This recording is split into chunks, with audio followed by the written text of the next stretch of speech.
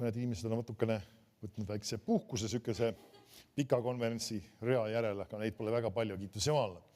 Ma usun, et meil on põhjust ammutada Jumala käest rohkemat. Amen. Ja ma usun, et midagi olulist on saanud meisse ehitatud ja Jumal läheb selle koha pealt edasi. Amen. Kiitus Jumalale. Üks sissejuhatav mõte, mis on ei ole mu teemaga otseselt seotud. Kui me Joel Siigeliga suhtlesime siin ka ja tuli jutuks või arutamiseks sama teema, see, kuidas me ütleme, see aamenitamine koosolekul. Et kas see on vajalik ja kas see on piiblik ja kas see on asi, mis on oluline. Nüüd, tema enda üks näide oli väga hea, et kui sinu näpud satuvad stepslisse, siis reaktsioon järgneb sellele. Kui Jumala vägi on sinus tegutsemas ja kui Jumal on sulle midagi rääkinud, siis see on väga normaalne, et sellel järgneb mingisugune reaktsioon. Ja vahetevahel, Piibel ütleb ka seda, et me peame ütleme, ka nõusolekut väljendama. Ta räägib, ütleme, palvega kontekstis, ütleme, kui 2 või 3 on ühel meelel maa peal mingi asja pärast, mida nad paluvad, siis see saab neile. Aga need 2 inimest, ütleme, kui nad paluvad, siis nad peavad mingil kombel seda üksteisele väljendama, et nad on ühel meelel. Kuidas me saame väljendada? Me peame midagi ütlema. Nüüd, kui sina oled Jumalaga ja tema sõnaga ühel meelel, siis sa pead ka talle seda ütlema. Et see on väga omas kohas ja et see ei ole vale. Nüüd, teine äärmus on see, kui inimesed teevad seda lihtsalt masinlikult ja teevad seda mingisuguse mõttetu harjumuse pärast, millel ei ole sisu taga. Ja see on see, et sa pead järgima seda, et see tuleb sinu südamest, et see on tõesti sinu usu väljendus, sinu ootuse väljendus, sinu igatsuse väljendus. Amen. Et see on oluline, et sa seda jälgid, et sa teed seda südamest ja mõni ütleb, aga ma olen eestlane, ma olen vaikne. Meil tuleb olla need, kes Jumal tahab, et me oleksime, mis sa iganes oled olnud või mis moodi sa oled tegutsenud. Aidake tal see auto sisestada seal. Nii. Aga täna ma hakkan rääkima tegelikult sellest samast teemast edasi, mida ma enne konverentsi rääkisin vaimu väljavalamisest ja räägin natukene täna edasi võõrastest keeltest. Nüüd, võõrad keeled on midagi sellist, mis on vahetevahel nagu on kunagi, ütleme, räägitud sellest asjast ja kindlasti ma olen sellest teemast ka rääkinud siin koguduses, aga vahetevahel inimesed nagu ei ole endale aru andnud, kuivõrd olulisel kohal see piiblis tegelikult on. Ja vaatame Apostlitegude 2. peatükki, Apostlitegude 2 ja 1. Apostlite 2:1. Tuntud kirjakoht, mida ma siin olen ka ise lugenud päris palju kordi. Ja siin ta kirjeldab seda, kuidas siis 120 Jeesuse jüngrit võib öelda mingis mõttes olid ühiselt koos seal ülemises toas ja kui nad on seal koos, siis juhtub midagi äkitselt. Ja 2:1 ütleb niimoodi, kui 4 pühipäev kätte tuli, olid kõik ühes paigas koos. Nüüd me näeme, koos olemine on oluline. Nüüd me näeme tegelikult, minu arust üks tõlge isegi lisab siin selle elemendi kohe juurde, et nad olid ka ühel meelel ühes paigas koos. Ja tegelikult meil on räägitud seda ka eelnevas natuke, kui nad palvetamas olid koos, siis nad olid ühel meelel. Ja siis ta ütleb, ja taevas sündis äkitselt kohin. Otse kui oleks kange tuul puhunud ja täitis kõik koja, kus nad istusid. Nüüd see, mis nendega toimus või see, mis seal Jumal tegi ja mis juhtus, ei olnud juhuslik. Miks pärast ma võin öelda? Esiteks, see hakkas sellest peale, et Jeesus ütles, et ärge lahkuge sealt Jeruusalemmast ja oodake, kuni te saate ehitud väega kõrgest. Ja nüüd see, et sinna see juhtus, oli see, et nad olid kuuletunud sellele, mida Jeesus oli neile öelnud. Nüüd, kui sina tahad, et midagi sinu elus olulist toimuks, mis Jumal tahab iganes sinu elus teha, toome selle palju laiemasse tähendusse. Ja ütleme, Jumal saaks tegustada sinu elus, imesid teha sinu elus. Kui vajad tervenemine võiks sündida sinu elus või mingisugune lahendus võiks tulla või vastus või varustus Jumala käest võiks sulle tulla. Siis sageli sul on vaja esmalt sõna Jumala käest. Sa küsid, kus kohas see sõna peab tulema, kas ma pean mingit nägemust nägema või mingi kogemus olema. See sõna võib tulla sulle lihtsalt ka isegi piiblit lugedes. sa võid tulla ka jutlust kuulates ja nüüd sa saad selle sõna Jumala käest ja nüüd on oluline see, et sa seda sõna ei jäta sinna kohta, et sa kuulsid, tore jõulda, hea teada, vaid et sa võtad selle sõna ja teed selle sõna järgi. Ja nüüd sa paned ennast kohta, kus Jumal hakkab sinus tegutsema. Ja meil on võimalik luua, nemad lõid selle sama ootuse ja selle sõna kuulelikkusega imede õhkkonna. Ja need imed hakkasid esmalt nendega peale. Enne kui nad hakkasid selle rahva seas toimuma, enne kui tervenemised hakkasid toimuma, isegi enne kui inimesed said päästetud, kõigepealt toimusid imed nendega. Ja tegelikult ka sageli on see, et teatud imed peavad ka meiega toimuma, ehk me peame isiklikult saama Jumala väe poolt tõesti reaalselt puudutatud. Apostlite 2.1 siis ütles siin, ja otsa oleks kange tuul puhunud ja täitis kõik koja, kus nad istusid. Ja neil ilmus nagu lõhestud tulekeeli ja need langisid üksikult ühe peale nende seast. Me näeme siin midagi väga üleloomulikku, mis oli ka isegi silmale nähtav. Nüüd saame aru, see kogemus ei pea jääma ainult sellesse aega. Nüüd see ei tähenda seda, et meil on garanteeritud, et me saame samasuguse kogemuse, aga ka Jumala vägi võib olla teatud kombel sõna otseses mõttes nähtav. Kas või isegi tulena, me räägime vanas lepingus on see isegi oli, see tuli oli seal nende koguduse telgi peal ja siis oli see suitsusammas või pilv, mis oli põhimõtteliselt seal peal. Ja see oli ka nähtav täiesti, nähtav Jumala ligiolu oli kohal. Ja me näeme, siin oli ka nähtav Jumala ligiolu kohal. Nüüd teatud kontekstis Jumal näitab ennast, nüüd me ei saa seda täpselt tellida, meil ei ole kirja kohta, et paluda seda, et see peab nii kohe praegu siin sündima, aga see võib juhtuda. Ja olen kuulnud ka tunnistusi, kus isegi haigete eest on palutud, kui käsi peale on pandud isegi näiteks sellises kontekstis, see tuleleek on täiesti tulnud selle inimese käest, kes on see käe peale pannud. Nüüd see ei ole see, et see teeb selle inimese nagu eriliseks, vaid Jumal võib ennast, nagu öeldakse, näidata vahest teatud kombel. Amen. Nüüd vaata edasi. Nüüd, kui see juhtub kõik siin, ütleb, ja kõik said täis püha vaimu. Nüüd pane tähele, alati kui Jumal teeb midagi esimest korda, siis sealt tuleb esile ka üks eeskuju mudel, kuidas Jumal tegutseb ka tulevikus. See on üks asi, mis tasub tegelikult tähele panna. Näiteks, kui sa üldse uurid mõningaid teemasid piiblis, siis on hea otsida sageli just välja, kus kohas esimest korda piiblis seda mainitakse. Ja vaadata, kuidas Jumal selles situatsioonis tegutses ja sa võid näha hiljem seda sama mudelit ka väga sageli kordumas. Ta võib olla natuke erinevatel viisidel, aga see sama mudel on pidevalt kordumas. Ja näiteks mõned mõtted võib-olla, kui sa sind huvitab vaadata, kui Piibel räägib andmisest. Me võime Piiblis leida andmist juba üsna varakult tegelikult. Ja järjest võid näha, kuidas see sama Jumala mõttelaad on see, et kui sina annad, siis Jumal tahab sulle rohkesti tagasi anda. Nüüd siin me näeme, ta ütleb, et nad said kõik täis püha vaimu. Nüüd Jumal ei tee isikute vahel vahet. See tähendab seda, et kui Jumal andis neile selle, siis ta tahab seda anda ka kõigile. Nüüd seda signetakse sageli koguduse sünniks ja koguduse loomiseks. See koguduse loomine ei tähenda niivõrd formaalselt, et ta registreeriti mingisuguses ametkonnas, vaid see on just seesama, et Jumal oli see, kes pani selle koguduse paika. Nüüd üks asi on ka, kui me räägime üldse kogudusest, siis see on väga oluline, et Jumal rajab ja käivitab kogudused. Inimesed ei tohiks, nagu öeldakse, lihtsalt omal suva järgi lihtsalt mingit kogudust käima panna.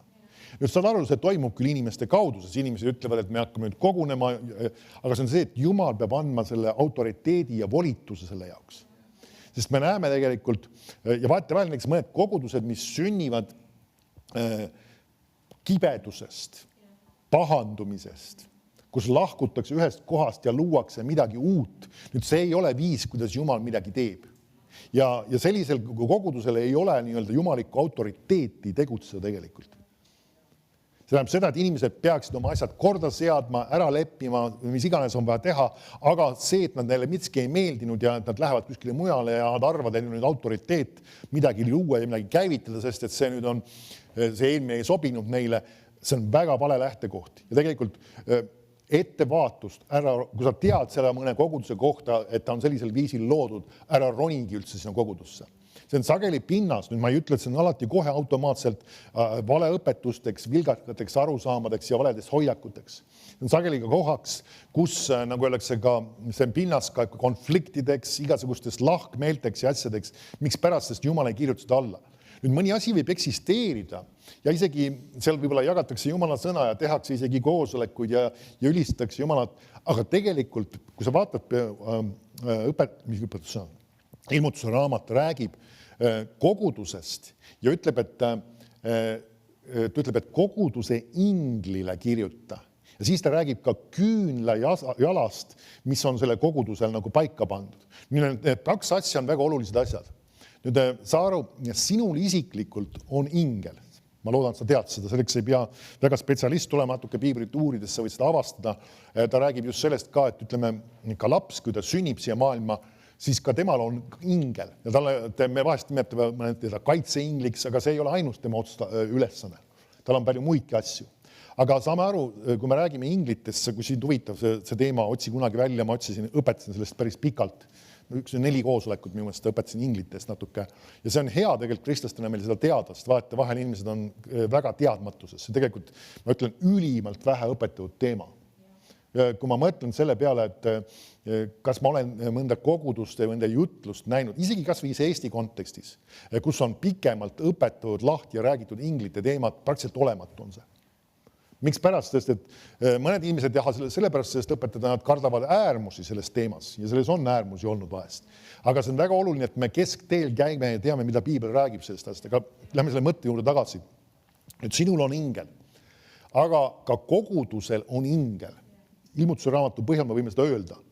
Nüüd tal on ka oma ülesanne mingis mõttes ka, eks erinevad asjad tal on võib-olla rollis, kus Jumal võib läkitada tema kaudu ka sõnumi koguduse jaoks, sest et me näeme, ta ütleb koguduse inglile ütle ilmutuse raamatust, ta ütleb niimoodi sellisel kombel.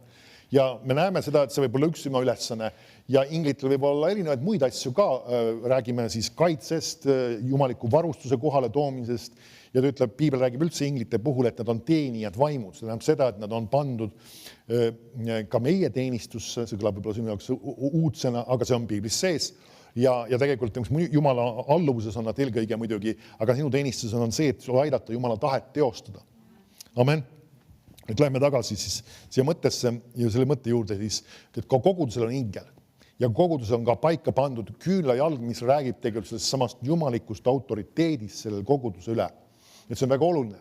Kui Jumal seda ei ole paika pannud, siis sel kogudusel ei ole Jumala riigi mõttes autoriteeti. Inimesed võivad klubina koos käia, erinevaid asju teha, aga Jumal peab sellele autoriteedi andma. Ja see on väga oluline asi tegelikult. Aga lähme tagasi siia siis. Nüüd kogudus siin sai loodud ja Jumal andis sellele kogudusele autoriteedi. Näeme seda selle kaudu, et ta näitas oma kohalolu. Aga nüüd lähme tagasi, ta ütles, nad kõik said täis püha vaimu. 4. salm on mul siis. Niisiis Jumalide vahet isikute vahel ja kõigile anti see. Ja hakkasid rääkima teisi keeli nõnda nagu vaim neile andis rääkida. Nüüd, kas sa märkad, kes hakkasid rääkima võõraid keeli? Sa küsid, mis jaoks sa seda küsid? See on nagu kirjutatud väga selgelt, nemad hakkasid rääkima. See on üks väga oluline võti, kui inimesed tahavad saada püha vaimuga ristitud, püha vaimuga täidetud. Et nemad peavad aru saama, Jumal ei pane neid keeli rääkima. Ja ütleb, et hakkasid rääkima teisi keeli nõnda nagu vaim neile andis rääkida. Nüüd sina iga kord, kui sa hakkad palvetama või ka ülistama võõrastes keeltes, siis sina avad oma suu usus, et sa saad need üleloomulikud sõnad. Sest et sa ei tea, sa ei ole neid kuskil õppinud, see ei tule sinu mõistusest, vaid sa avad oma suu usus ja hakkad neid rääkima välja. Nüüd see on see sama printsiip, mis on ka esimesel korral. Kui inimene saab püha vaimuga ristitud, nad ei ole varem seda kogemust olnud tema elus, ta avab ka oma suu ja hakkab rääkima. Sa küsid, kust ta teab, mida ta peab rääkima? Jumala vaim on see, kes annab talle. Ja see ei ole mitte teadmise tasemel, vaid need asjad tulevad tema südamest esile. Nüüd see on üks asi, mis me peame kristlastena mõistma, seda, et me peame olema vaimumeelsed, ehk siis selle meelsed ka, et Jumal on meie sees ja Jumala vaim annab meile teatud asju rääkida. Amen. Nüüd, kui sa näed siin, siis see toimus. Nüüd vaata korra, lähme Markuse 16 ja salmi 15. Jällegi väga tuntud kirjakoht.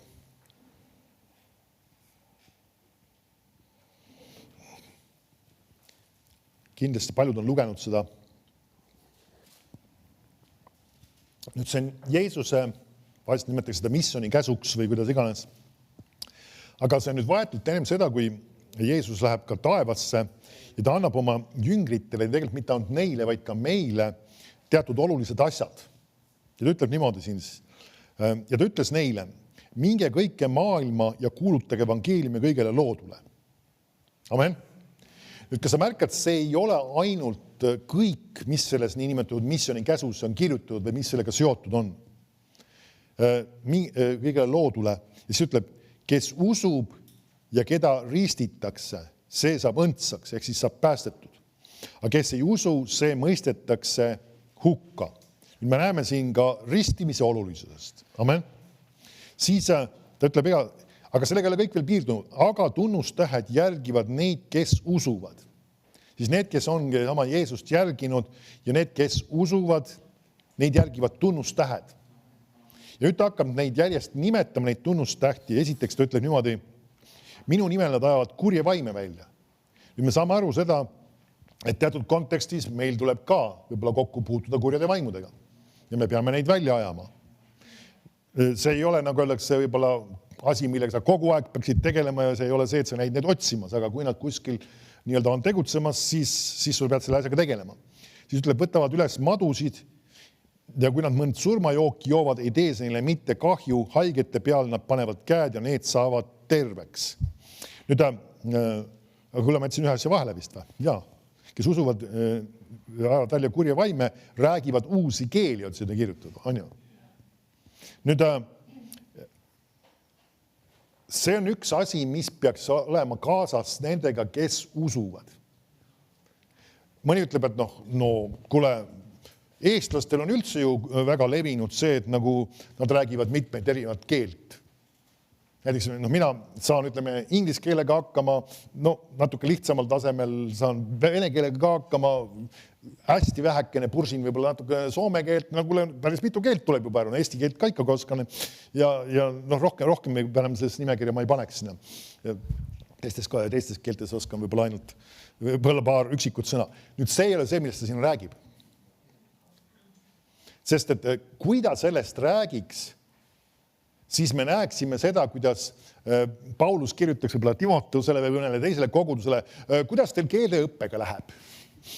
Et te pole, kuulega, mitu keelt te olete nüüd selgeks õppinud ja kas teil on ikkagi nii-öelda keelteõppegrupid olemas koguduses ja ta ei räägi midagi sellest.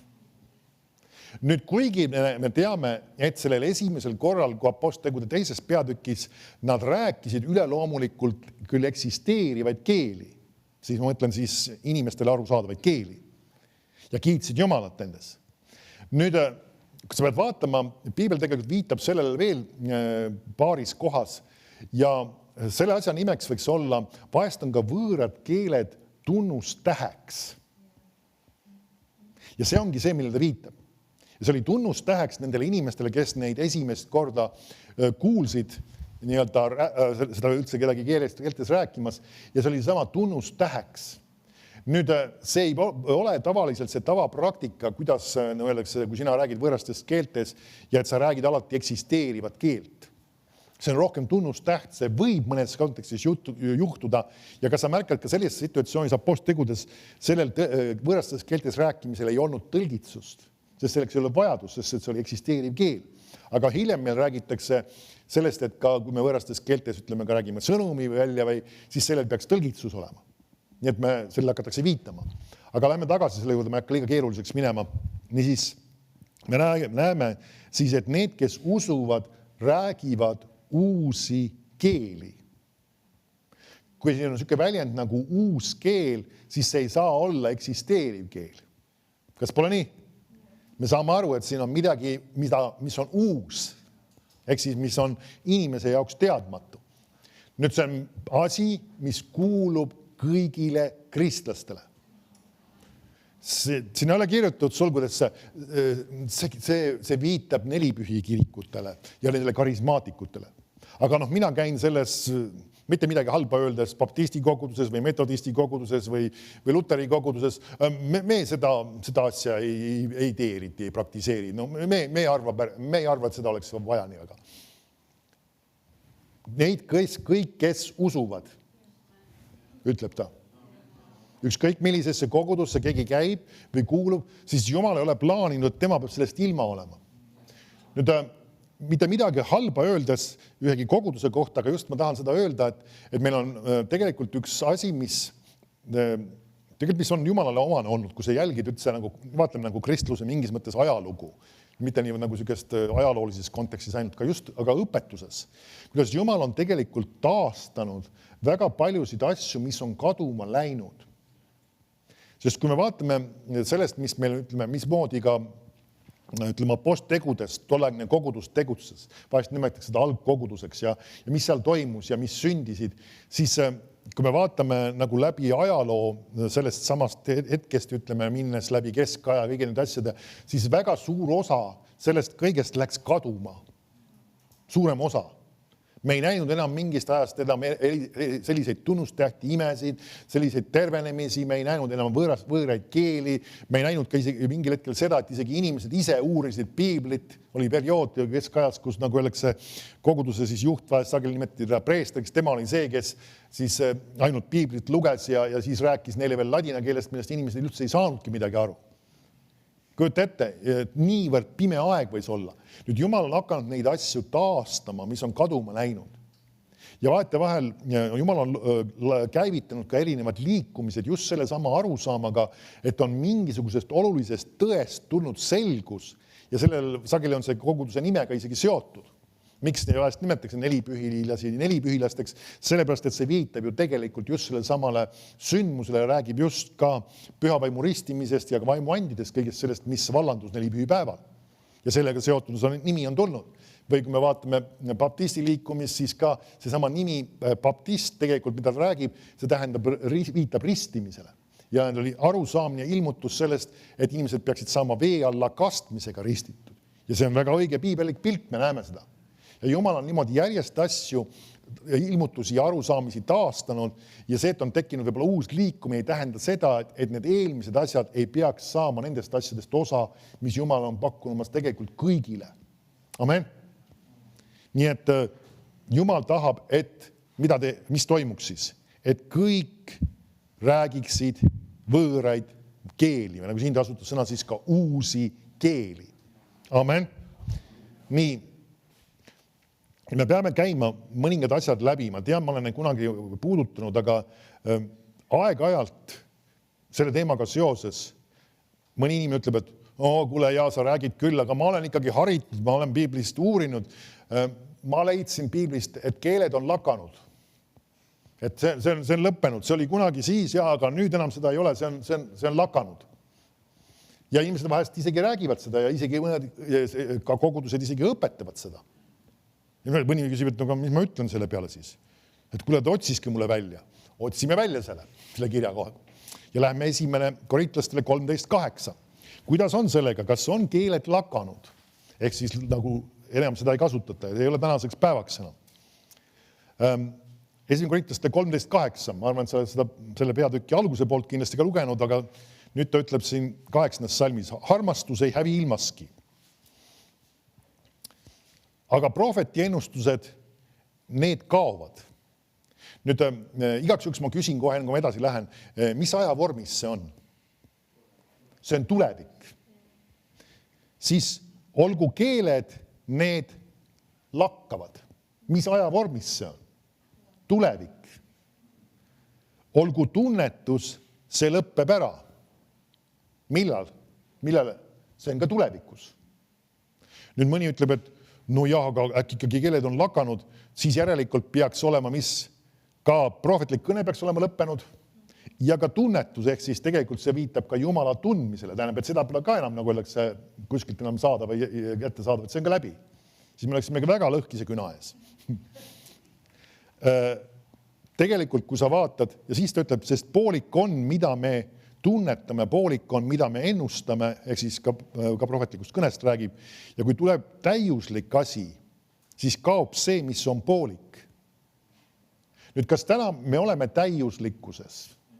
Sa oled küll uus loodu Kristuses Jeesuses, sa oled kasvamas Jeesuse sarnaseks, aga kui tema ühel päeval tuleb meile järgi, siis toimub me saame täiesti täiuslikuks. Tänasel päeval me selles kohas veel ei ole. Ja siis ka vaatab edasi, kui ma olin väetilaps, siis ma rääkisin nagu väetilaps, ma mõtlesin nagu väetilaps ja arvasin nagu väetilaps, aga me näeme nagu peeglist tuhmi kujutist, aga siis palgest palgesse. Nüüd ma tunnetan poolikult, aga siis tunnetan täiesti, nagu minagi olen tõesti täiesti tunnetatud. Ja ta räägib sellest ühest päevast, kui Jeesus tuleb omadele järgi, kui sina lähed ühel päeval taevasse, tänase käes ei ole veel, aga siis tõesti sul ei ole neid võõlaid keelid enam vaja. Aga tänasel päeval meil on siiski neid vaja. Nüüd inimesed on selles mõttes sellega osavad olnud, ütlevad, okei, no see sai nüüd selgeks.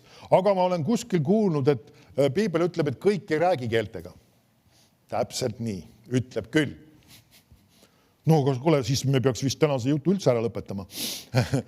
Vaatame ja otsime selle kirjakoha välja. Üks tarkus ka tegelikult, mis puudutab õpetust. Ütleme ka, kui mina jagan õpetust, siis asjad, mis ma jagan, peaksid kannatama ka, kuidas me nimetame, nimetatud väljakutseid. Või selliseid asju, et nagu öeldakse, et keegi inimene võib esitada mingi kirjakoha ja esitada küsimusele, aga kuule, see tundub, et see nagu ütleks sellele midagi vastu, mis sa oled õpetanud. Meie õpetus peab seda kannatama ja meil peavad olema ka vastused, mida need kirjakohad räägivad, mis tunduvad justkui, et nagu ütleksid, nagu öeldakse, et see ei ole hea asi. Näiteks vahest mõned inimesed ütlevad, te räägite, et Jumal tahab, et me kõik jõukad oleksime, aga kas sa ei ole lugenud, et raha on ju kõige kurja juur? Ei ole lugenud. See on üks tüüpiline asi, mida paljud inimesed üritavad tsiteerida, just kui me hakkame jõukusest rääkima, nad ütlevad seda, no ka raha on ju väga halb ja väga paha. Huvitav, miks Abraham oli ekstreemselt rikas, üks tõlge ütleb lausa niimoodi. Miks tema järglased, Iisak, oli rikas, sai veel rikkamaks ja sai väga rikkaks. Kui see oleks Jumala tahe, et rikkus on hirmus halb ja negatiivne asi, siis Jumal oleks kindlasti sükestele meestele seda andnud. Või vähemalt, kui see oleks juhtunud, nendega oleks öelnud kiiresti parandage meelt ja saage sellest rahast kiiresti lahti. Ta ei ütle midagi seda. Ja me näeme seda, et isegi Taavet, kui ta oli nii-öelda jõukas, siis ta ütleb väga selgelt, Jumal, sinu käest on see tulnud. Jumal ei taha kunagi meile anda midagi, mis on halb, negatiivne ja mis on väga kahjulik lausa meile. Või mis hävitaks meile, või ütleb, et kui meil on liiga palju raha, siis see võib meie elu hävitada. Raha ei ole see, mis hävitab sinu elu, vaid raha, armastus ja valed hoiakud sellega seoses on see, mis võib hävitada inimeste elu. Saame aru, see, et sul on hunnikute viisi raha või midagi taolist või on see mingil muul kujul, ütleme, materiaalsete asjade näol, see ei tähenda veel, et see kohe sind hävitab. Nüüd see, missugune on sinu suhtumine seda omades, mis sa sellega teed, mismoodi sellega käitud, see on väga määrav. Raha võib välja tuua probleemin, mis juba on inimese elus. Aga raha iseenesest tal ei ole iseloomu, tal ei ole mingisugust võimekust midagi teha või mis iganes, vaid nagu öeldakse, inimene on see, kes teeb otsused sellega.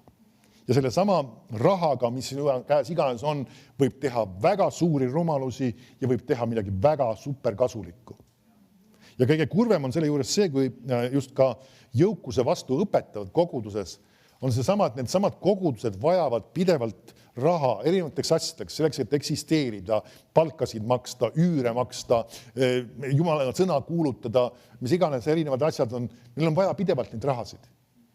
Ja see on nagu sükene asi, et sa nagu justkui nagu lööd enesele kilvega ise jalga sellega, kui sa teed seda.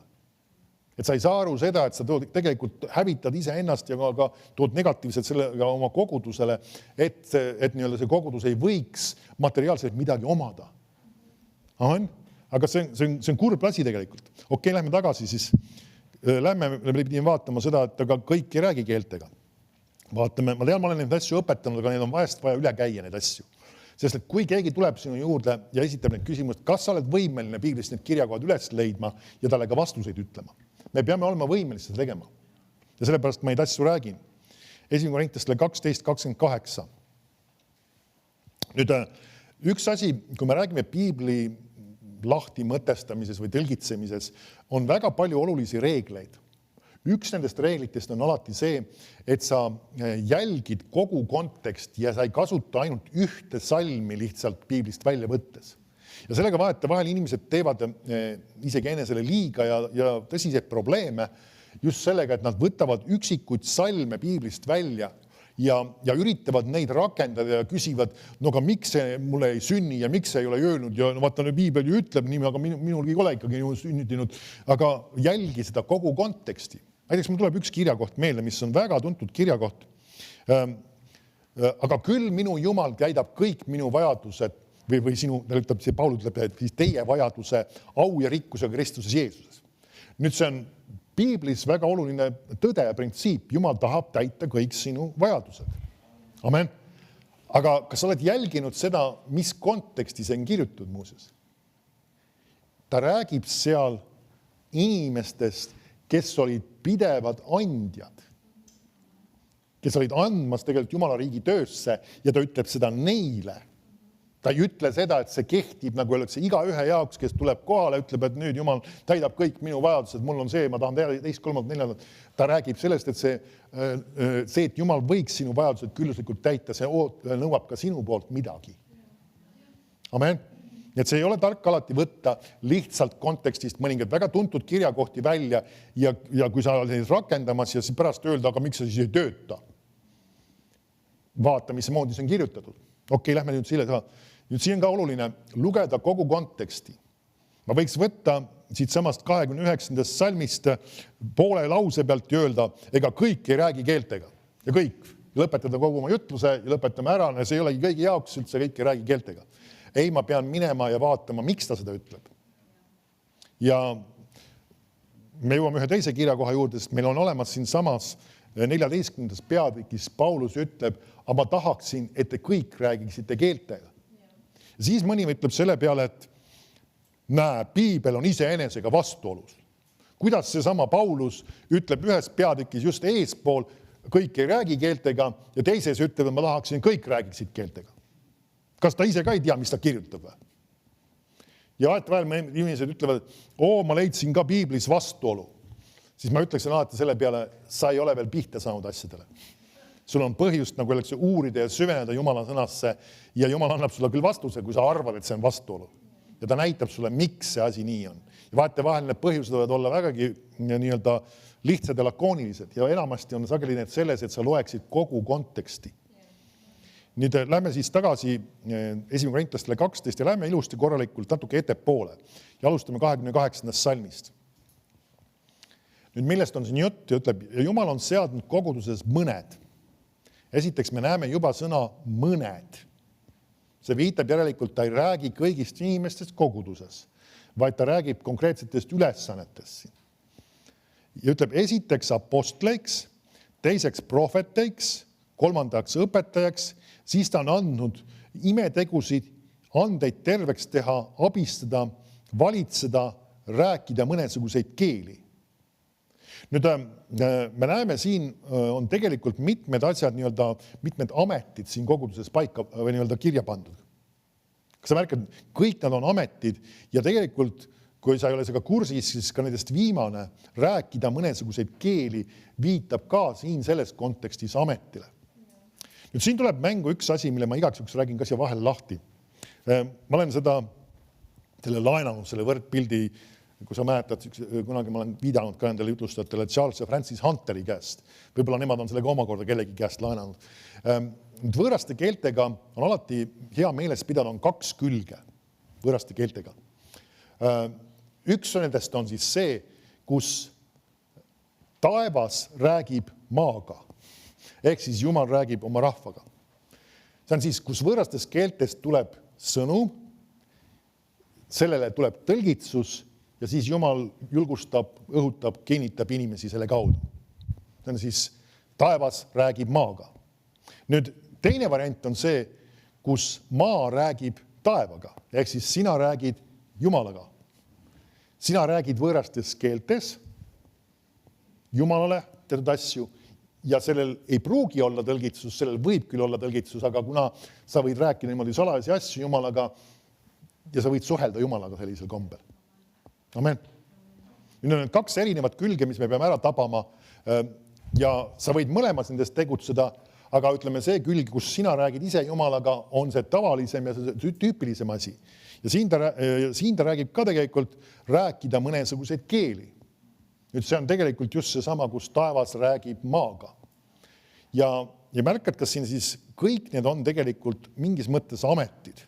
Siis apostlid, prohvetid, õpetajad, imetegud, teod, arvatavasti see viitab jandeid terveks teha, see läheks ka kindlasti evangelisti amet mõnes mõttes sisse, ka abistada ja ka valitseda, ta räägib siis ka juhtimisest kui sellisest. Ja siis ta räägib ka rääkida mõnesuguseid keeli. Nüüd see räägib tegelikult koguduses väga mitmetest erinevatest ametitest ja mingis mõttes inimesed lähevad mingisuguse asja alla siin kindlasti, abistamine vähemalt, kui ta mingi muu asja alla ei ole. Nüüd, ja siis ta hakkab ütlema, et kui need ametid on erinevad antud inimestele, siis ta hakkab kasutama ükseid huvitavaid asju, 29 salm. Ega kõik ei ole apostlid. Oled sa avastanud, et kõik ei ole apostlid? Ja tegelikult üldse, kui me räägime apostli ametist, siis kui vaadata isegi näiteks Pauluse puhul, tema kohta öeldakse ka, et ta oli apostel. Kas sa märkad, see oli niimoodi, et ta sai päästetud ja järgmine päev ronis aga kantslisse ja kukkus jutlustama, ütles, et mina olen apostel. Sellel oli vägagi arvestatav periood, seal oli, kui sa ise uurid, teatud ettevalmistusperiood, kus ta oli, öeldakse, teatud inimeste ka vaimulikult käe all kasvamas, õppimas nendega koos, tegutsemas ja me näeme hiljem, mingil hetkel hakatakse teda ka apostliks nimetama ja ta ise teab, et ta on selles kutses. Ja vahetevahel, ütleme ka praktikas vahest võib juhtuda see, et inimene, kui ta ongi tõesti apostli ametisse kutsutud, siis sellel peavad olema kaasas ka teatud positiivsed viljad. Apostel on alati see, kes kas rajab midagi. Tüüpiliselt võib olla siis see koguduste rajaja, ta see, et ta võib-olla rajab erinevaid kogudusi, see võib ka olla võib-olla ka isegi piiblikoolide rajaja. Võivad erinevad asjad, mis on Jumala tal rajada. Aga ta on midagi, nagu öeldakse, loomas ja ehitamas Jumala riigis just ja ta on nagu nende asjade käivitajaks ja siis see on sama apostel. Pluss siis sellega peaks olema kaasas ka teatud tunnustähed. Me näeme, Paulusel olid ka teatud tüüpi tervenemised ja imed ja sellist tüüpi tunnustähed sellega kaasas. Nüüd selle järgi, kui kõik need elemendid olemas on ja ta on kasvanud teatud küpsusesse, siis selle inimese kohta võiks ka apostel öelda. Aga ma olen näinud seda, et sageli need, kes isegi ise on olnud selles apostli ametis, siis nad ei käi kogu aeg, nagu oleks enne koosolek, et pahdumad puhumas, ütlen, et mina olen apostel see ja teine, kolmas ja need vaadake, kuulake, mul on teile midagi rääkida. Need viljad ja need annid ja see töö, mis ta on tegemas, see räägib sellest, et ta on apostel. Amen. Nüüd sellele siia vahele. Ma räägin lihtsalt ühe sükse loo, ma arvan, et see inimene kuni ei ole vaatamas. Üks inimene saatis mulle pika kirja ja mingisugused arutlused ja asjad olid seal ja siis, kui ma nagu taga veel nagu suhtlesin või küsisin, mis ta nagu sellest asjadest siis veel arvab, mis iganes. Ja siis ta kirjutas veel pikad kirjad ja asjad ja hakkas mulle mind nagu õpetuslikult paika panema, mida ma valesti teen ja mis iganes. Ja seal oli terve suur igasugused asju. Siis ta oli allkirjaks kirjutanud sinna apostel, mis iganes ta nimi siis oli. Siin Eesti oludes siis eestlane. Ja nagu öeldakse, ta isegi ei ole isest kogudusest, ei osa, ta on Jumala riigi töös, ma ei tea, kus kohas ta iganes on teinud ja ma tean ta kunagi, olen taga mingil kokku puutunud, ta on vaimulikult väga kraavi jooksnud oma asjadega, see õpetus, mis ta kirjutas, oli ka täiesti puder ja kapsad. Ja ma mõtlesin, et nagu öeldakse, ma ei jää, nagu öeldakse, kitsiks ja kirjutasin suur tänu informatsiooni eest astronaut Jaanus Ringmäe. Kui tema on apostel, siis mina võin kirjutada sinna astronaut ka alla. Iga mees, nagu öeldakse, muidugi see oli siuke must huumor ja pärast kirju enam ei tulnud, sellega oli ülevahetus lõpetatud, selle asi lõpetatud, muidu oleks hakanud veel vaidlema ja veel mind paika panema, aga vahest inimesed on, nagu öeldakse, nii paigast ära, nad ei saa aru, et nagu öeldakse, apostliks ei saa, nagu öeldakse, lihtsalt üle pea kaela iga mees, nagu kes arvab, et ta on midagi teinud ja tal on midagi öelda. Mina ei saa ka astronaudiks niimoodi, lihtsalt ma kirjutan siin alla, et ma olen astronaut.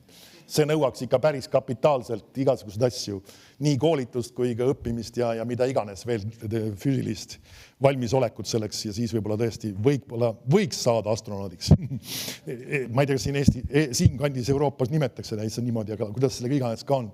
Nõukogude ajal olid kosmonaudid. Ameerikas on astronaudid ja Venemaal on kosmonaudid. Ma ei tea, mis siin Euroopas on, kuna neid eriti palju ei ole, siis mis nad iganes ka on. Okei, nii palju sellest siis. Et ma võin vahest olla ka selline otsekohane ja blank mõne inimese puhul, sest et ma arvan, et ei ole vahest mõtet, kui inimene on vaimulikult nii satsis ja kraavis, sa ei pea nagu üritama, nagu öeldakse temaga midagi teha. Vahest sa pead lihtsalt talle koha kätte näitama. On see siis kuidas iganes tehtud. See idee tuli, ma mäletagi ühe jutlustaja kes vist sarnaselt ka ütles, et kui sina oled apostel, siis mina olen astronaut. Okei. Nüüd läheme tagasi. Me jäime pooleli sellele, et ta räägib siis apostlitest, prohvetitest, õpetajatest, imetegijatest ja ta ütleb, ega kõigil ole terveks tegemise armuandeid, ega kõik räägi keeltega, ega kõik tõlgitse. Nüüd, kui sa märkad, need kaks asja ilmselgelt selgitavad seda, millest oli juttu eespool, rääkida mõnesuguseid keeli. Ja kui kõik teised olid ametid, siis me saame üsna selgelt aru, ta räägib ka keeltes rääkija ametist. Küsid, mis amet see süke on? Kas see mingi keelte õpetaja või? Ei ole. Nüüd samamoodi nagu erinevate, ütleme ka ametitega on sageli kaasas ka teatud tüüpi vaimuannid, mis sagedamini toimivad selle inimese kaudu. Näiteks, kui keegi on evangelisti ametis, siis on väga loogiline, et tema kaudu on ka tervendamiste annid erinevatel viisidel toimimas ja tegutsemas. Siis see võib olla ühel viisil või teist moodi, kuidas Jumal on sellel konkreetsel inimesele andnud, aga kui ta on evangelist, siis see on tagali, mis peaks tema teenistusega kaasas käima. Ja kui ma rääkisin apostlist, ka seal olid teatud nii-öelda annid, mis peaksid tema eluga kaasas käima. Ja tegelikult mul ei ole aega võib-olla nii pikalt õpetada, aga ka isegi pastori ametis olles peaks olema ka üks kõneandidest peaks olema ka pidevalt tema teenistuses toimima. See on siis kas prohvetlik kõne või võõrad keeled ja võõraste keelte tõlgitsemine. Et sageli see ongi see, kui siin nimetatakse seda siis keeltega või mõnesuguste keelte rääkimise ametiks ja ka tõlgitsemise ametiks, siis see, nagu öeldakse, võib olla kas siis ühe mingi ametiga koos või võib isegi olla ka eraldi ühe inimese kaudu toimimas. Amen. Nüüd, kui sa oled siin koguduses käinud, siis sa oled sageli mind ka näinud see, ütleme, kas ise rääkimas võõrastes keeltes või keegi teine räägib võõrastes keeltes, sageli ma olen siis tõlgitsenud seda. Nüüd seda võib põhimõtteliselt teha ka iga kristlane, aga on ka sellist tüüpi amet, kus inimene võib olla selles kasutatud sagelesti. Et tehniliselt on see niimoodi nüüd mitte upitades ennast, vaid lihtsalt see on ametiga koos käimas. Kui keegi räägib kõlastes keeltes sõnumi koguduses välja meil, siis põhimõtteliselt mina peaks olema valmis ja põhimõtteliselt peaks saama sellega tõlgitseda, kui Jumala vaim on seda asja tegemas. Et see on sama ametiga kaasas käimas, see on lihtsalt see ain, mis on tegutsemas. Ja siis ta ütleb selle sama asja kohta, et ega kõik ei räägi keeltega. Ehk siis nad ei ole selles keeltega rääkimise ametis. Kas sa märkad, näed seda nüüd? Pikk selgitus, aga see on väga oluline näha, sest et see on üks kirjakoht, mida väga sageli õõrutakse inimestele nina alla. Ja öeldakse, keeltes rääkimine ei ole kõigi kristlaste jaoks. Mõni ütleb, et no ma tean küll, see inimene sai pühavaimuga ristitud, aga ta keeli ei hakanud rääkima. Sükest asja ei ole piiblis. Inimesed, kes hakkavad pühavaimuga ristitud, pühavaimuga täidetud, nad hakkavad rääkima ka võõraid keeli. Ja see on kõigi jaoks. Amen. Kõigi jaoks, ükskõik mis taust kellegi inimesel on, mis iganes kogudusest aga käinud on või käib, Jumal tahab, et ta võiks rääkida võõraste keeltega. Amen. Nüüd tänu Jumalale, et see on hea ja imeline asi. Nüüd vaata korra siin samas, kui ma viitasin, 1. Korintlaste 14:5.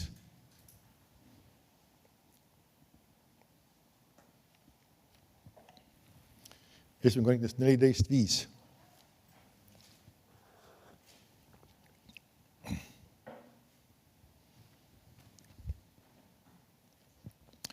Nüüd meie eestikeelne tõlge tõlgib selle millegipärast tingivas kõneviisis, aga tegelikult enamus teised tõlked ei kirjuta seda isegi tingivas kõneviisis.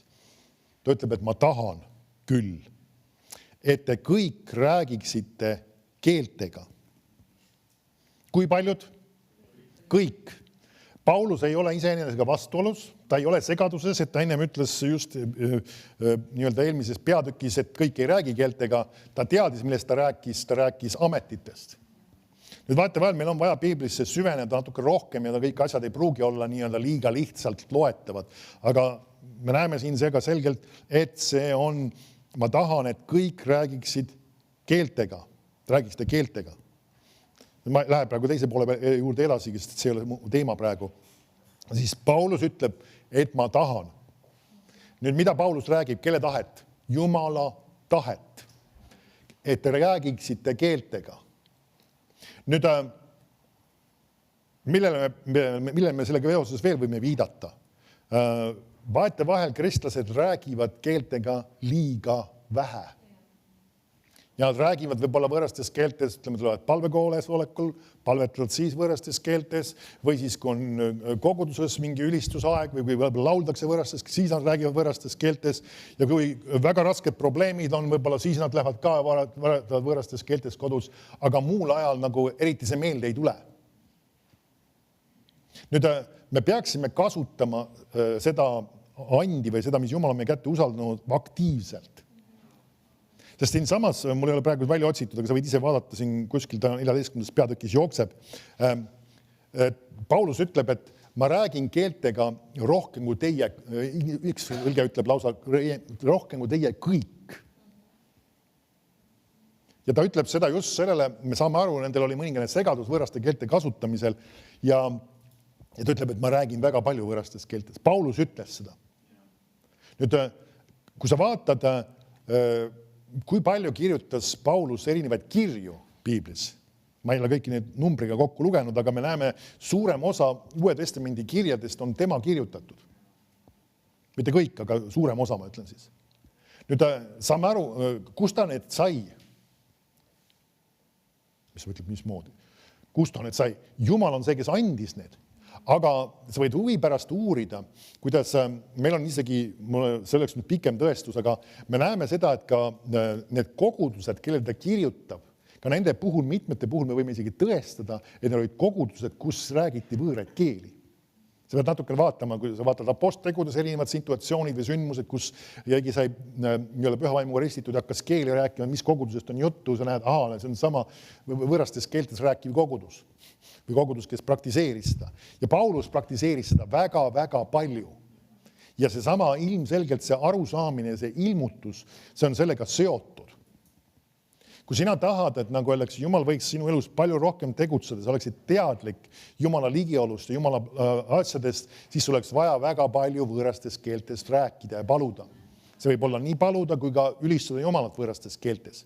Näiteks Kenneth Hagin on öelnud ühe üsna tuntud sükse fraasi või tõe välja, et mida rohkem ma palun võõrastest keeltest, seda rohkem ma näen ka erinevaid vaimuande ja ütleme erinevaid ande tegutsemas enda kaudu. Ja mida vähem ma seda teen, seda vähem ma neid näen. Ja see oli tema praktika, mis ta nägi ja tegelikult see on piibelis on selle kohta ka meil väga selged viited, sest me eelmisel korral, kui ma sellest teemast rääkisin, ka just ma viitasin sellele, kuidas inimesed, kes olid täis vaimu, siis nende kaudu toimisid teatud tüüpi vaimuannid väga sagedasti. Ja vaimuannid ei ole reserveeritud ainult mõningatele kristlastele, see ei ole ainult jutlustajate pärusmaa, vaid see on kõigile kätte saada. Ja Jumal tahab, et sa võiksid vaimuandides liikuda, tegutseda ka täiesti tavaliselt oma igapäevases elus.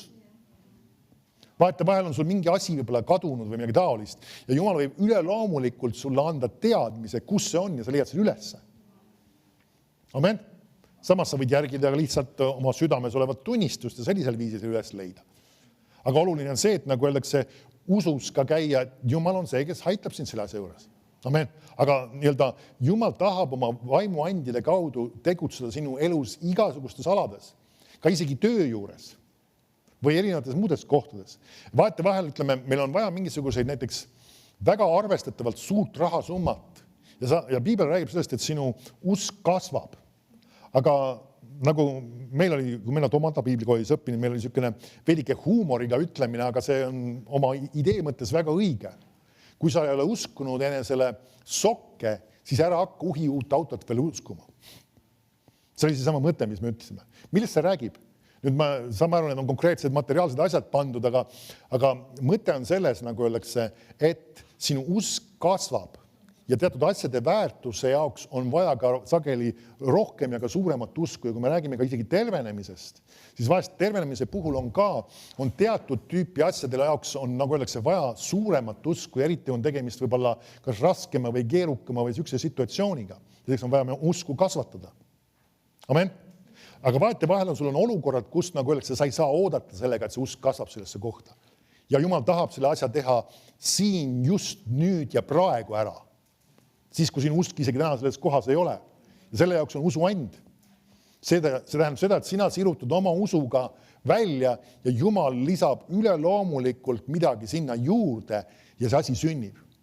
Näiteks Smith Wigglesworth on sageli kunagi öelnud sedasi, et eriti kui ta just oli sellises situatsioonides, kus Jumal lasi tal mõne surnu üles äratada, siis oli ka, ta sirutas oma usuga välja nii kaugele, kui ta tema usk ulatas, nagu ta ütles. Ja nüüd, kui ta seda tegi, siis Jumal lisas üleloomuliku usu selle juurde. Sageli ütleme, surnute üles äratamise juurel just usuand ongi üks element, mis on alati tegutsemas. See on mitu anja tegelikult selle puhul. Ma ei ole ühtegi veel siiamaani üles äratanud. Me võime huumoriga seda ütelda, aga sellist tüüpi asjad hakkavad ka kunagi sündima, ka siin Eestimaal. Amen. Ma tean kunagi aastaid tagasi, mõtlen ka just Tomata piiblikooli lõpuperioodis, ja mäletan, just see oli selline põnevus, nii mõtmetki ütlesid, et surnud saavad üles äratama ja need saavad ka minu kaudu toimuma ja mina ei kavatse sellest loobuda. Amen. Ja mitte enda ego pärast, vaid sellist tüüpi asju Jumal tahab ka tänasel päeval teha. Amen. Ja meil peab olema, nagu oleks julgust ja innukust sellest kinni haarata, et see võiks sündida. Niisiis, aga jäime siis pooleli sinna, ma tahan küll, et kõik räägiksite keeltega. Amen. Jumal tahab, et sa räägiksid keeltega. Nüüd, mis sellest head ja kasu on? Kui me siin samas oleme, 1. Korintlaste 14.1, lähme nõksu ettepoole. Üks asi, kui sa loed seda 14. peatükki, siis vahetevahel mõned inimesele tekitab see segadust, et see on nagu väga keeruline peatükk tundub. Siis üks asi, mis tasub meeles pidada, ma enne korra viitasin sellele võõrad keeled, mis on tunnustäheks, kus siis räägitakse võõraid keeli ja see on lausa eksisteeriv keel. Ja selle kogudus, nagu öeldakse, oli ka kuulnud sellest kindlasti, et see esimesel korral tõesti juhtus neil niimoodi. Et Jumala vaim täitis nad aposttegude teises peatükis ja nad hakkasid rääkima võõraid keeli ja need olid eksisteerivad keeled. Ja nad väga paljus üritasid seda kopeerida ka oma koguduses.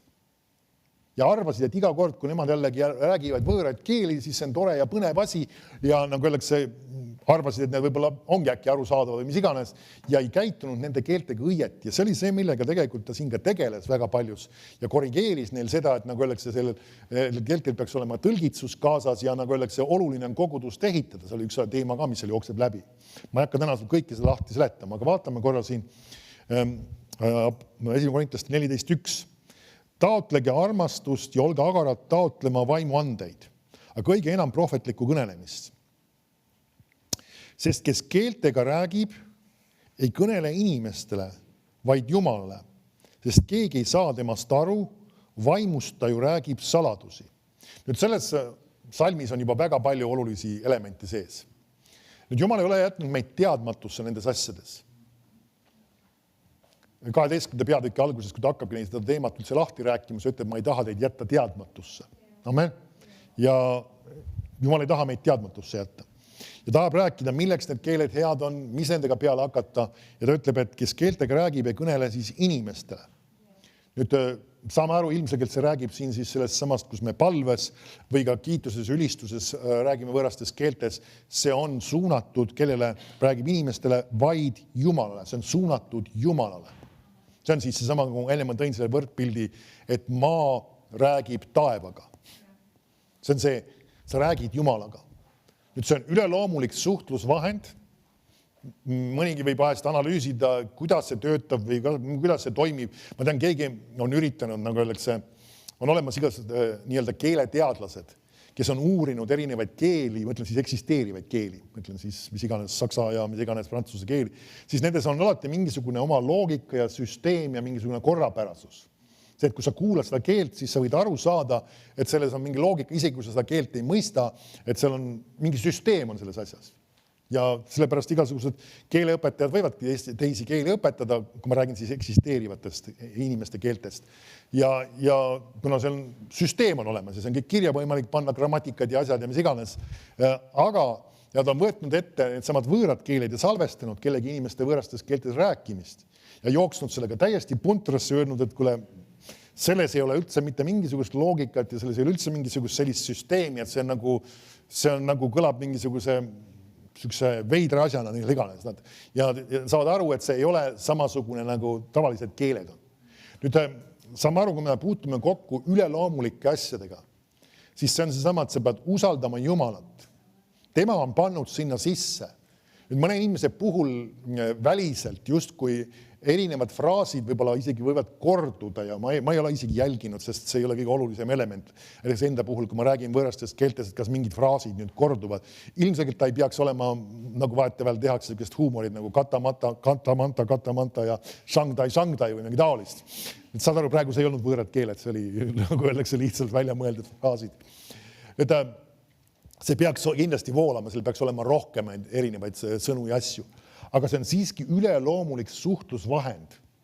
Jumal on pannud sinna selle info sisse ja näiteks kui me toome isegi selle näite, kui me isegi on võõrastes keeltes sõnum tuleb, kas või koguduses või mingis muus situatsioonis esile, siis ma näiteks oled märganud seda, et vaata, kui tõlgiga koos näiteks keegi jutlustab, siin oli meil ka just, kui Joel Siigel oli kõnelemas, siis ka, kui tõlk nagu kuidagi väga pikalt rääkis pärast tema asja, siis ta ütles, et sa ütlesid päris põnevalt või hästi selle asja kohta vist. Aga selle arvatavasti see, kes tõlkis, ta võib-olla natukene lisas juurde või siis ta läks mingi sõna valesti ja ta kordas midagi teistmoodi, mis iganes. Ja siis ta tundus, et nagu, miks see nii pikalt oli. Sest et enamasti on mingil määral see on sarnases pikkuses. Et see, mis räägitakse ühes keeles, see tõlge on enamasti sarnase pikkusega vähemalt, et siis nagu peaks olema. Aga võõraste keeltega, kas oled märganud seda, alati see ei ole nii. Miks pärast tegemist on üleloomuliku viisiga, üleloomuliku vahendiga. Ja sa räägid Jumalaga. Nüüd tasub meeles pidada, kui sa räägid Jumalaga, et sa ei unustaks seda ära. Kuigi tegemist on sinu jaoks võib-olla kohati muutub asi võib-olla mehaaniliseks ja räägid pikalt võõrastes keeltes, aga sa räägid tegelikult Jumalaga konkreetseid, reaalseid asju, mis on Jumala südames ja sa palud tegelikult sama aru ka, et sa palud sellisel viisil just Jumala parimat ja Jumala täiuslikku tahet selle olukorra, selle situatsiooni suhtes. Jätame korra, ma ei tea, kas on järgi vahed jätta. Ma lähen Rooma kirja. Vist ei pea jätma praegu. Kui ma tulen tagasi, siis tulen tagasi. Rooma 8:26. Ma tahan neid asju uuesti rääkida just sellepärast, et seda sinus üles õhutada, et sa võiksid olla see, kes seda tegema hakkab ka.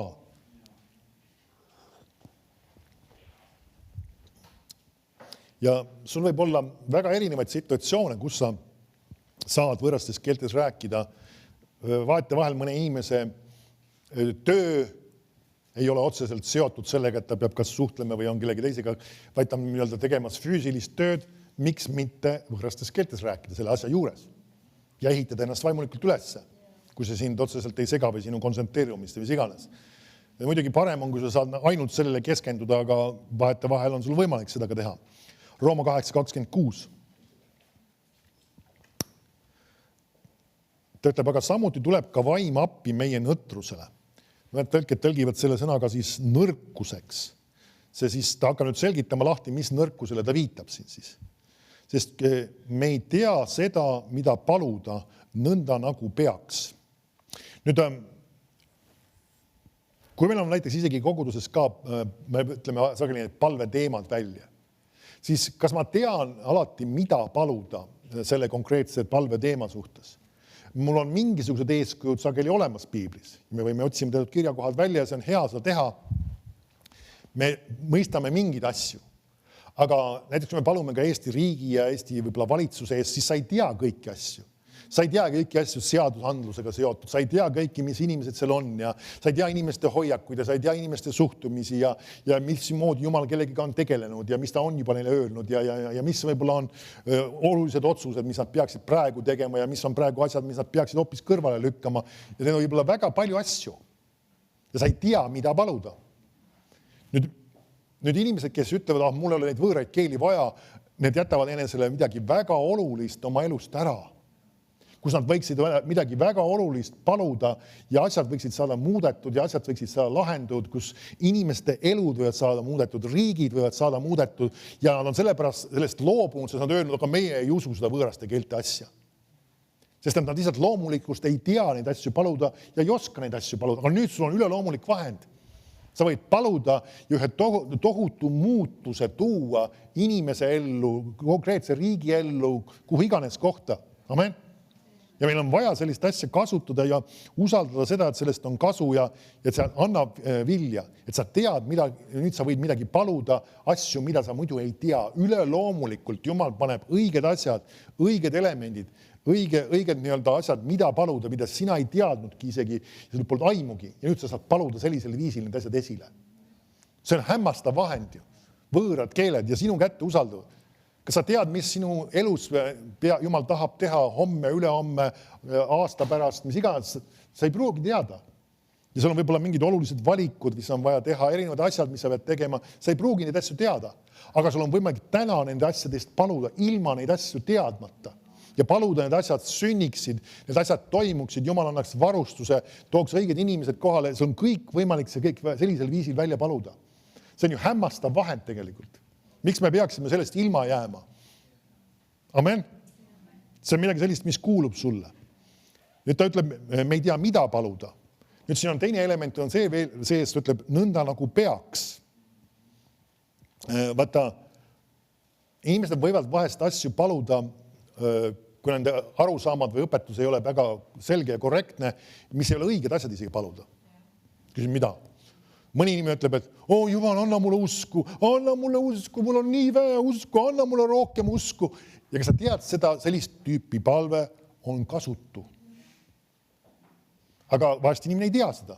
Ta ei ole lihtsalt kursis, ta ei ole võtnud aega, et piiblis uurida. Aga mul on ju nii kuidagi väike usk ja mul oleks vaja seda, ma palun seda Jumala käest. Piibel ütleb, kuidas sa saad usku? Uurides Jumala sõna, kuuldes Jumala sõna. Usk tuleb sulle kuulmise kaudu, seda ei saa paluda. Väga lihtne. See ongi sama.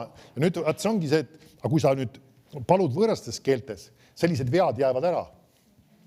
Isegi inimene, kes on teadmatuses, kes on võib-olla õpetuses ebakorrektselt asju võib-olla mõistmas või mingit asjad ei saa pihta, saab paluda nüüd ka õieti.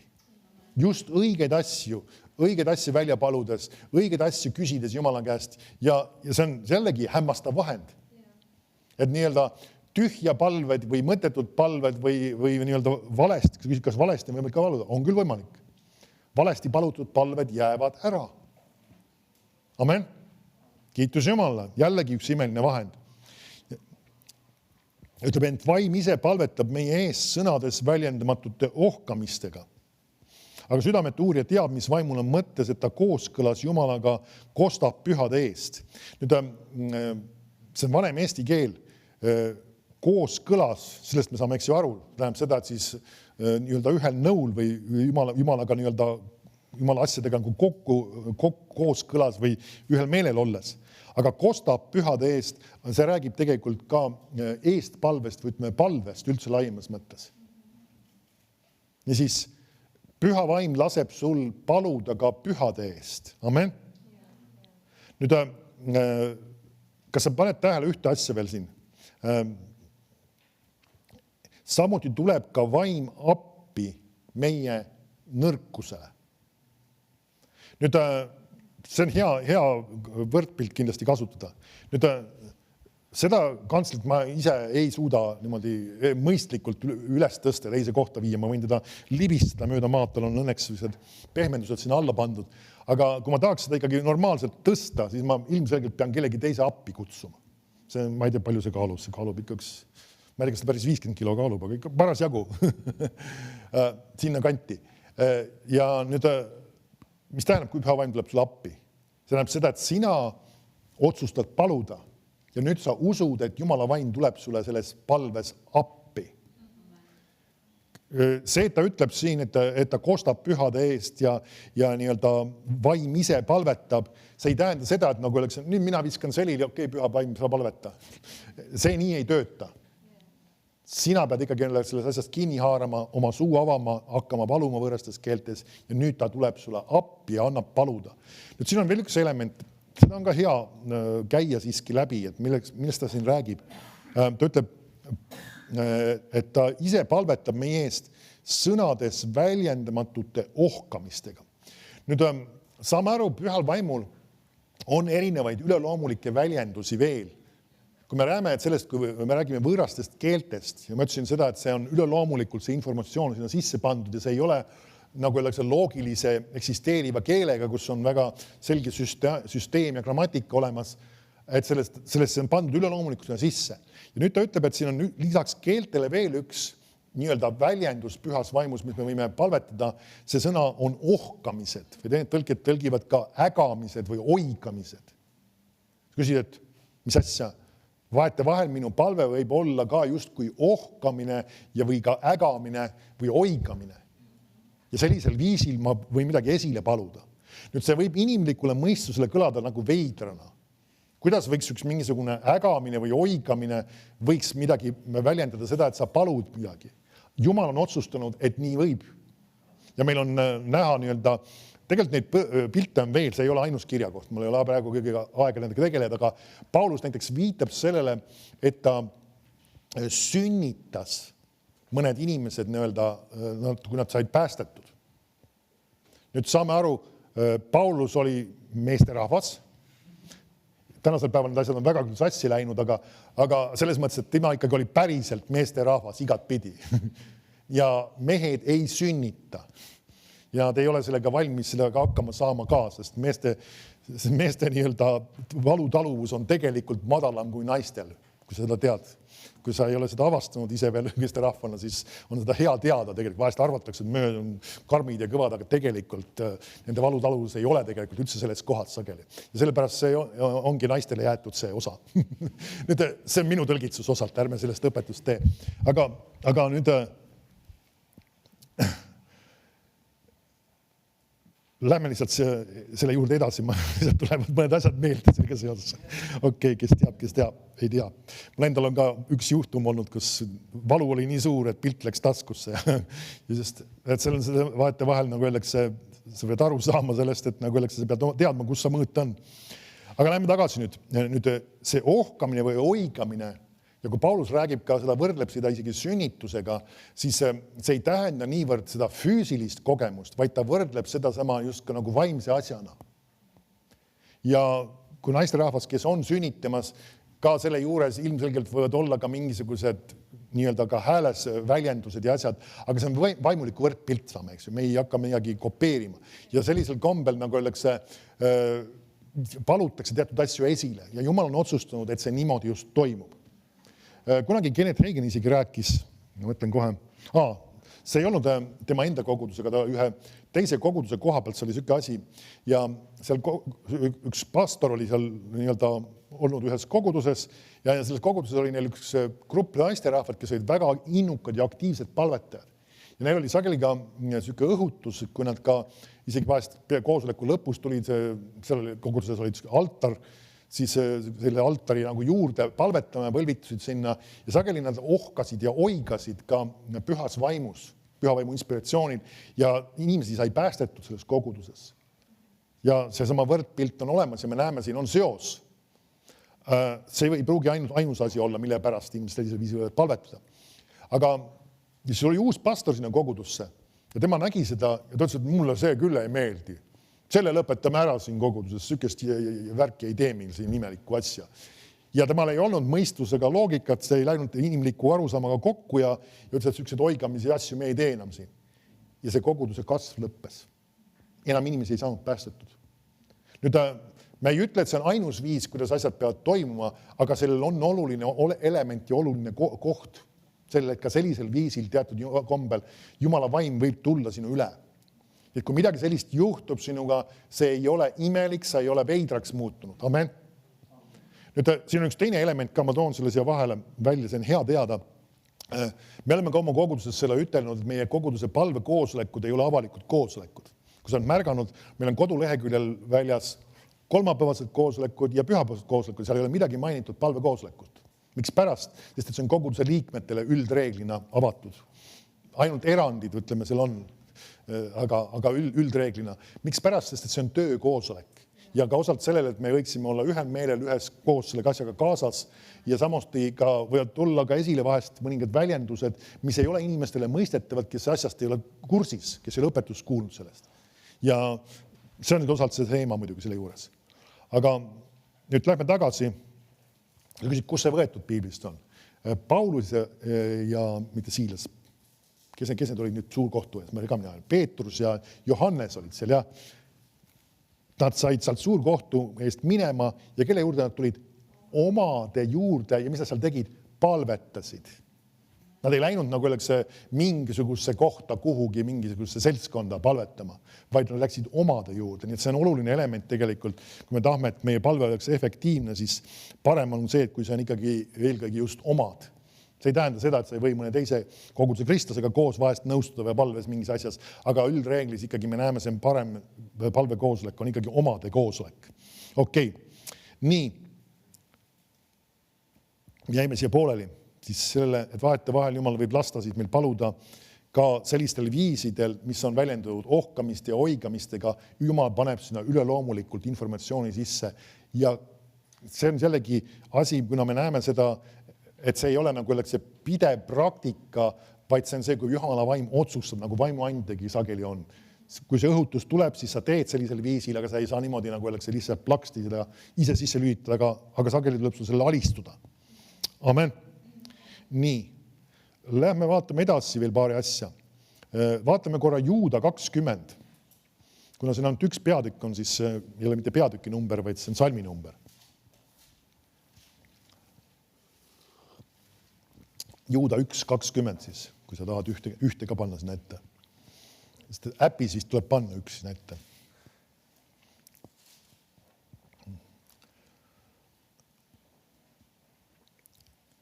Ja siin ta ütleb niimoodi. Aga teie armsad, rajage endid oma pühimale usule ja palvetage pühas vaimus. Nüüd, sükeste kirjakohtade puhul on kindlasti hea jälle vaadata, mida lahindatud tõlge ütleb. Ja ta lisab siin mõningad elemente juurde, ütleb, et siiski teie armsad, ehitage endid üles oma rajatud ülimalt pühale usule, kasvades nagu ehitis aina kõrgemale ja tugevamaks, palvetades pühas vaimus. Kas sa märkad, mida see palvetamine pühas vaimus teeb? Esiteks, sa rajad ennast oma usule. Nüüd sa märkad, ta ei ütle, et sa saad sedasi usku, vaid sa oled rajatud. See tähendab seda, et siin tekib teatud inspiratsioon ja õhutus ja julgus astuda teatud asjadesse. Nüüd ta ütleb veel, et sa kasvad nagu, no ehitis küll üldreeglina ei kasva, aga saad aru, kui see ehitise ehitamine toimub, siis ta mingis mõttes nagu kasvab. See tähendab seda, et kogu aeg lisatakse midagi juurde, midagi konkreetset saab tehtud ja midagi saab rajatud ja midagi saab reaalselt ehitatud. Kiitus Jumalale. Amen. Mul on selle väljendusega tuleb meelde ka, kiitus Jumalale, ehituseks läheb. Amen. Kui sa ei tea, me hakkame oma maja ehitama, kiitus Jumalale. Homme tulevad mehed peale ja hakkavad tõsise meeli tegema seda. Kiitus Jumalale. Amen. Et see võib meiega koos rõõmus olla jälle. Amen. Vundament on ju valmis, aga nüüd läheb juba palju rohkemaks. Kiitus Jumalale. Aga nüüd läheme tagasi, siis ta ütleb siin, et siis ka võõrastes keeltes palve ehitab sind. Nagu ühte ehitis, see tähendab seda, et pannakse erinevad elemendid seal üksteisele peale ja see maja hakkab kerkima. Ehk siis seesama, sa palvetad võõrastes keeltes ja saad ehitatud. Ma mõtlen kohe, seda ei ole küll siin selles mõttes sees, aga oma idee mõttes, kuna tol ajal ei olnud akusid olemas, siis oma idee mõttes me võime seda ka võrrelda aku laadimisega. Kui sul on, ütleme, meil on ka siin näiteks nendel igasugustel mikrofonidel ja asjadel on ka väiksed laetavad akud või patareid, kuidas sa nimetad iganes neid siis seal sees ja mingi aja pärast nad saavad tühjaks ja need peab uuesti sinna aparaati panema ja laadima. Nüüd see juhtub sinuga ka, kui sa võõrastes keeltes palvetad, et sa nagu öeldakse, pead ka ennast laadima aeg-ajalt. Ja sa küsid, mis siin võib tühjaks tõmmata? Erinevad asjad võivad tühjaks tõmmata. Vahest võib olla mured, vahest võib olla surved, vahest võib olla lihtsalt üleüldine nii-öelda see, et sa oled tegutsemas kui selline. Ja me peame arvestama nende asjadega ja see, et sul nagu öeldakse, sa ei ole ammendamatute varudega kogu aeg. Ja sul on vaja ennast laadida, nii-öelda juhtmed külge ja ots seina. Eks ju, saame piltlikult on sa, eks ju. Ja nii-öelda, et sa päriselt ei pistaks endale juhtmed külge. Ja sellisel viisil sul on võimalik palvetada võõrastes keeltes. Sa palvetad võõrastes keeltes, midagi on ehitumas, midagi on rajamas, midagi on tugevamaks muutumas. Samal ajal sa oled palunud kellegi inimese ees, sa oled palumas Jumala tahet, Jumala plaani sellisel viisil. See on ju imeline vahend. Miks mitte seda peaksimegi kasutama. Amen. Vaatame kohe. Läheme 1. Korintlaste 14. peatükki tagasi.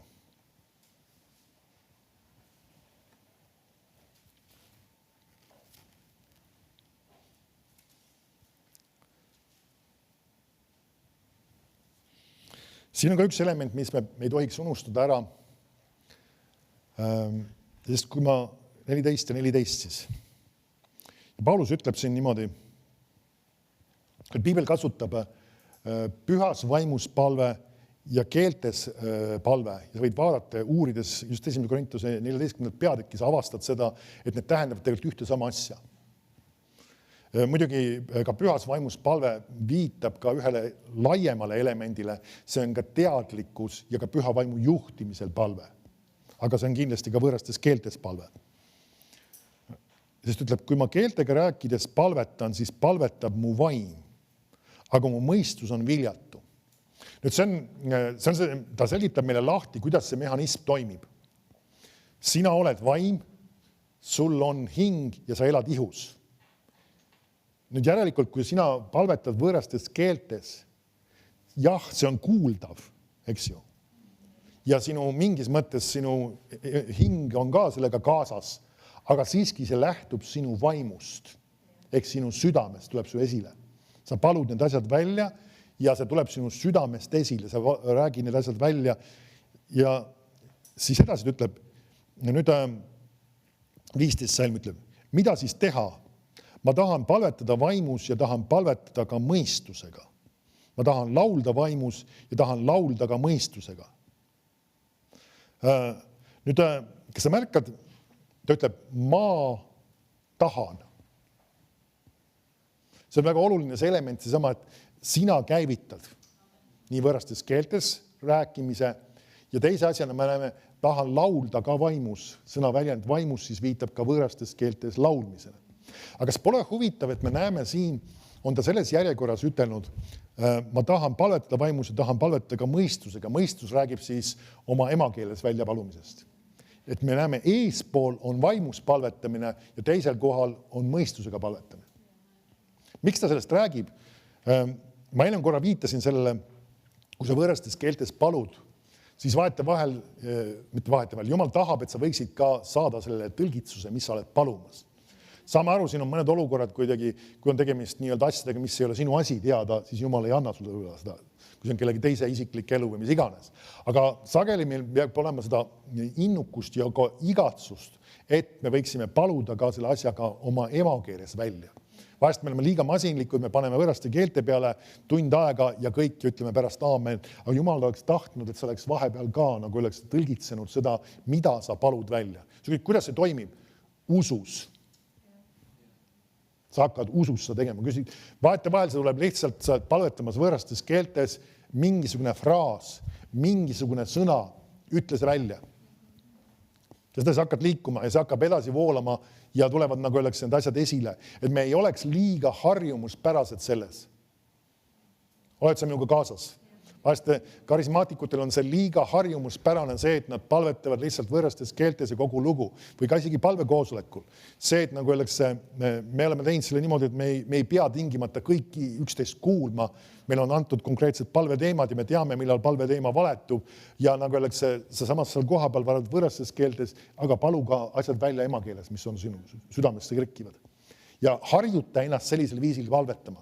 Et sa ei ole ainult võõrastes keeltes palvet, kuigi ma täna olen sellest teemast rääkinud, aga et sa ka palud oma emakeeles need asjad välja. Ja see, sageli sa õpid sellisel viisil, pluss siis sa võid sageli niimoodi paluda ka välja lahendused ja vastused oma küsimustele ja oma probleemsetele asjadele.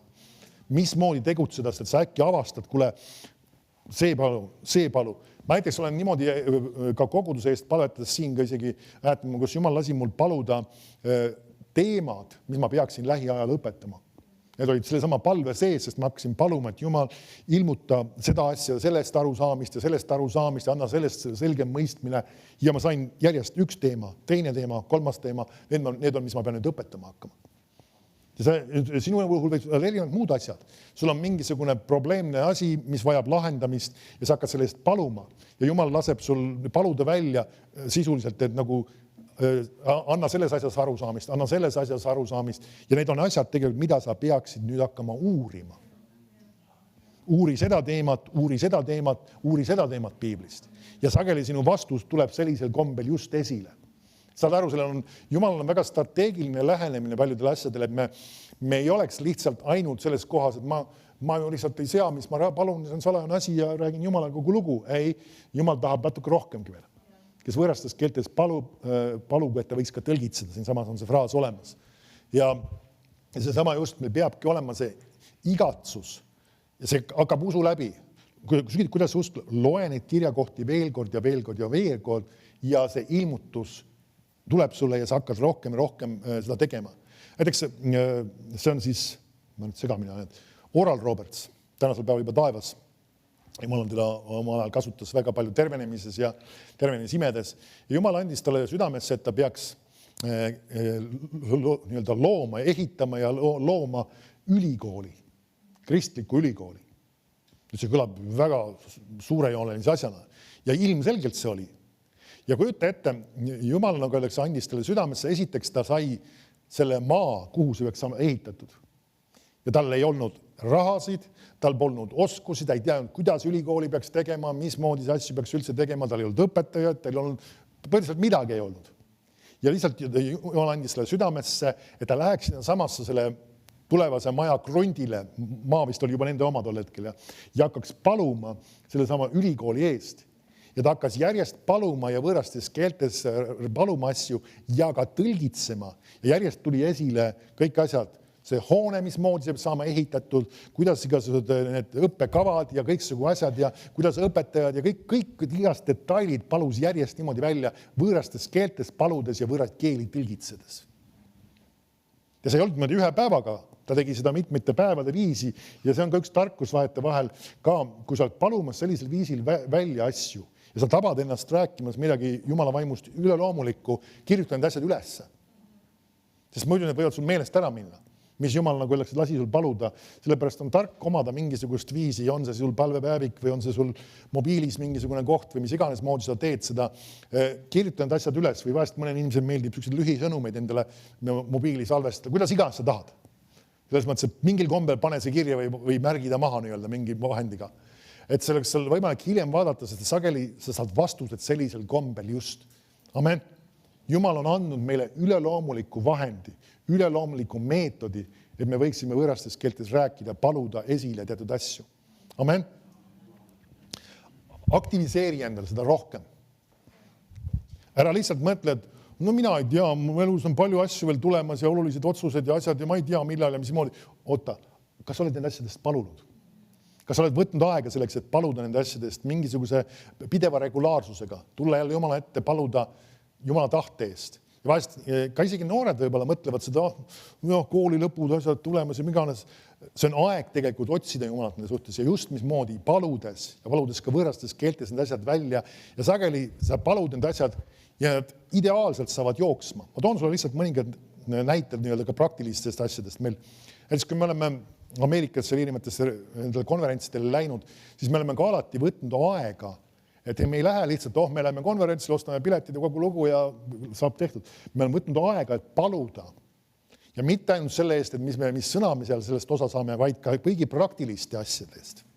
Kõik need igasugused lennud ja organiseerimised ja asjade leidmised ja igast detaile on kõiki neid asju palun, et Jumal annaks meile õiged kontaktid, õiged sidemed, õiged ajal, õiges kohas oleksime olnud. Ja Jumal on plaksti just meid juhtinud õigetesse kohtadesse õigel aegadel.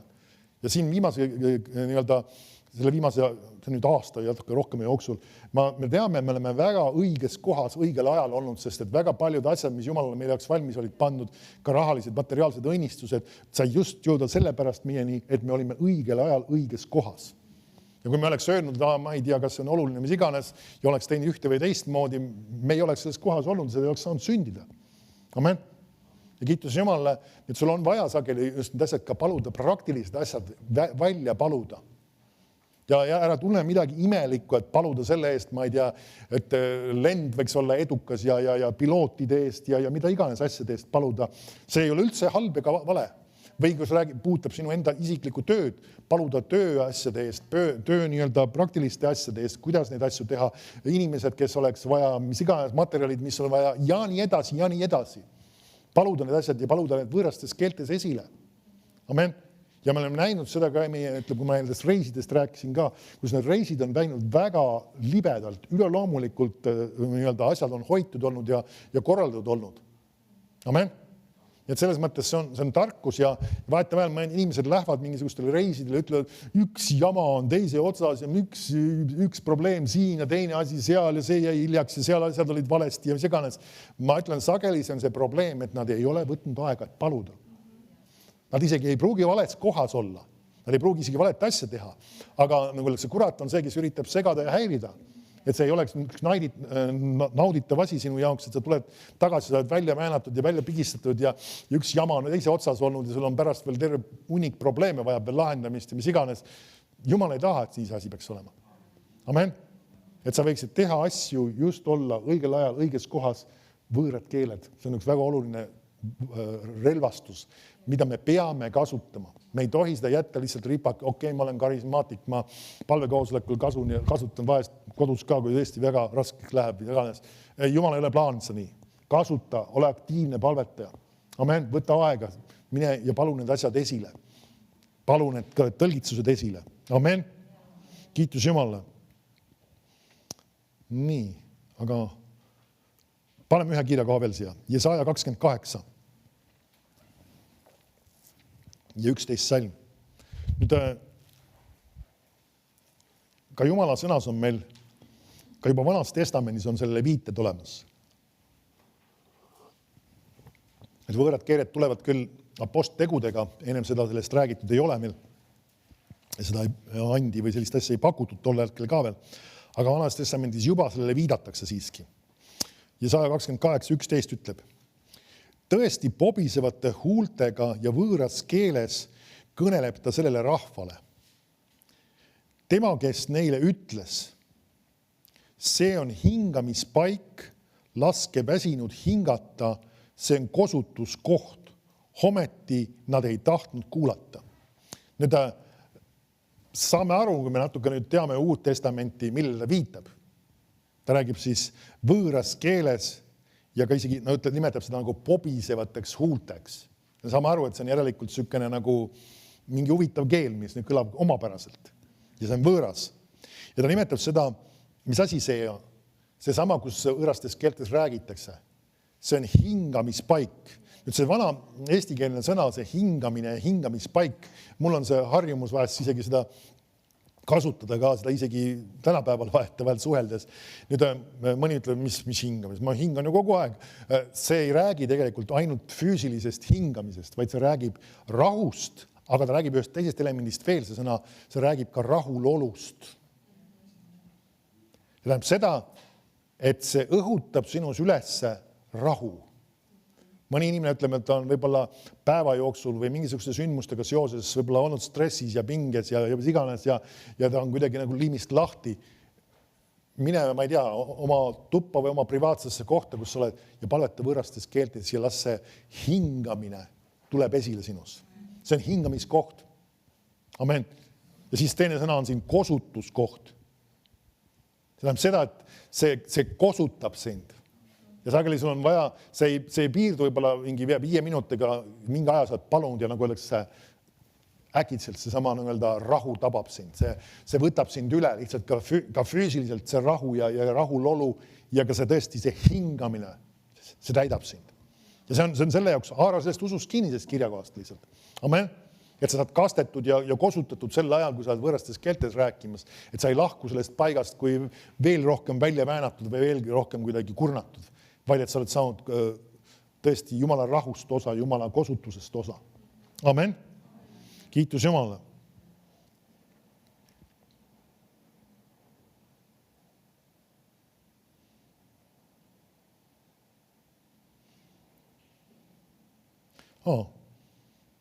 Mul jäi üks asi vahele, ma võtan. Ei, kasutasin küll seda sõna vist. Rääkisime ehitamisest ka ju, muidugi. Ja, ei, see ei jäänud vahele. Kiitus Jumalale. Need on erinevad printsiibid, need on sulle tuttavad, aga Jumala sõna ei ole efektiivselt midagi sinu elus veel ennem tootmas, kui sa seda ei ole tegemas. Amen.